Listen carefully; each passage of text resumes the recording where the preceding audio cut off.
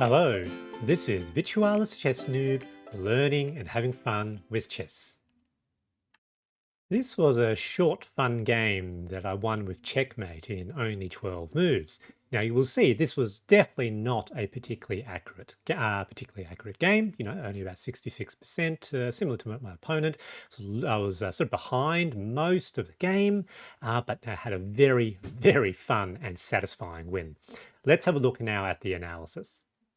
So I had the black pieces in the game, and the opponent led with knight f3, which is, I think, Rati's opening.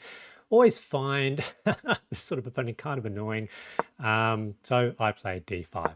Now they played d4, which basically transposes into the just a queen's pawn opening. Here, I don't really have any theory against this. Play symmetrically. They play c3, which is good. I developed the other knight. E3 now, so I suppose a pyramid.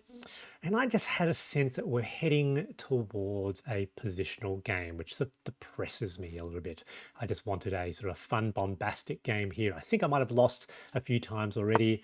So bishop g4, trying to get some action out, pinning the knight to the queen. They ignore. They play bishop e2, which unpins the knight, which is cool. I now bring the queen out. Now, what was I thinking here? Yep, so I was thinking potentially I could push e5 and then having those pieces there. So I think that was what I was thinking. Opponent plays knight bd2, which is a very good move, and I think my opponent is experienced with this setup. You know, they're playing very good moves here. Again, trying to get some aggro. Knight e4, having an attack there, hoping they would capture, but they didn't. They short castled. So very principled, I think, very solid.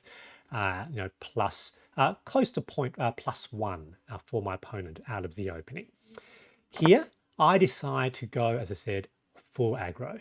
I don't like positional games. I think in this game, I was intending to really try to blow things up. You know, obviously there's a bit of tension now built up in the center. I just had a sense that the resolution of that tension might end up bad for me. So long castles, you know, everything's still bound up here, and this would now allow, you know, these pawns to push forward, attacking the king. So that was what I was thinking. And at this point, my opponent gives me a bit of a gift. So if we think of these three pawns, the F, G, and H pawns as the king's guards, the H pawn comes forward to H3. So it's like the guard casually asking my bishop, what exactly are you doing there?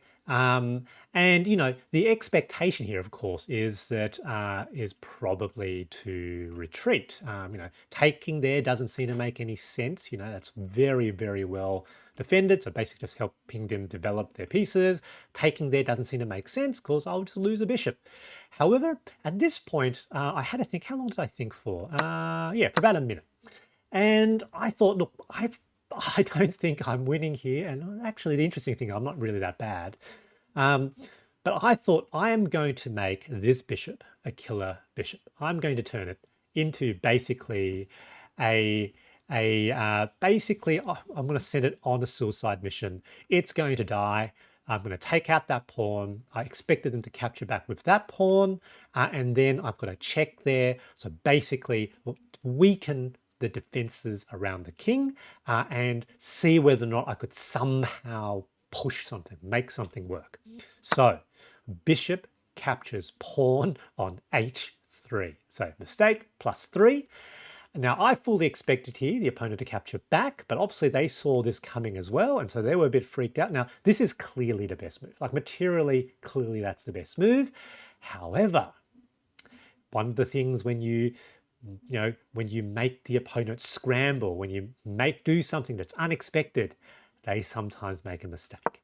And here they decided, I'm going to plug that hole with the knight. So knight back to h2, so replacing that king's guard, the h2 pawn, with the knight. Forgetting, of course, that I had basically expected this bishop to die. I'd sent the bishop on a suicide mission. So what am I going to do next? take out the next pawn. Now again, Stockfish reckons that this was a blunder. It's interesting, isn't it? Because this is, only less than +2. Before it was almost +3. I think, however, that there was a potential better move for me, which was sort of the logic here. However, my logic was still the same. I'm going to make a very, very aggressive, direct attack on the opponent's king. And here, only one obvious move. The king has to move forward. King has to do the deed himself. And now, queen to g6 with check. So this was always coming. Now, I expected probably the king would retreat, which would be the best move. Yep. And here I saw something. So with the king now on h1, if I could get the knight there, that would be a very, very lovely fork. And with my queen here, I was thinking this might be a target. And then I saw, in fact, if the rook comes here to counterattack, this is in fact checkmate because the king is hemmed in by their own pieces. So I saw that. I was wondering whether or not the opponent would fall for it. Now, clearly this is something that you'd be able to see if you were sort of thinking this through, but aggressive attacks, this was not part of your plan. You weren't expecting to lose the defenses around your king. So here I just kind of played just a waiting move. I played e6 potentially so I can get the bishop out as well. And my opponent made a mistake. So RG1, counterattacking the queen, not seeing that now that is checkmate. King has nowhere to go because that square, of course, is defended by the queen. Good game, GG. 2 takeaways from this game. 1. Sometimes it's okay to play unsound, aggressive moves. Think of it as a gambit. And 2. Remember that chess is meant to be fun. I hope you found this video interesting, and thanks for watching.